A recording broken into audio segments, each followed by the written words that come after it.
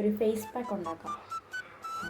Okay, let start. അതിനായിട്ട് നമുക്ക് വേണ്ടത് കുറച്ച് ഗോതമ്പ് പൊടി, കുറച്ച് റാഗി പൗഡർ, കുറച്ച് മഞ്ഞൾപ്പൊടി, ഇത്രയും കൂടെ ഇട്ട് നല്ലപോലെ മിക്സ് ചെയ്യുക. ദെൻ അതിലേക്ക് കുറച്ച് പാല് നമ്മൾ ആഡ് ചെയ്ത് കൊടുക്കുക. പിന്നെ വീട്ടിലുള്ള സാധനങ്ങൾ വെച്ച് പാക്ക് ഉണ്ടാക്കുക എന്നുള്ളത് ഇച്ചിരി പാടുള്ള പണിയാണ്.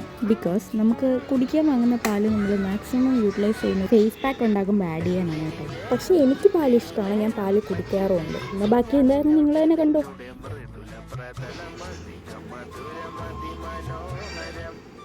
ഇങ്ങനത്തെ സ്കിന്നിനൊക്കെ ബെസ്റ്റാണ്.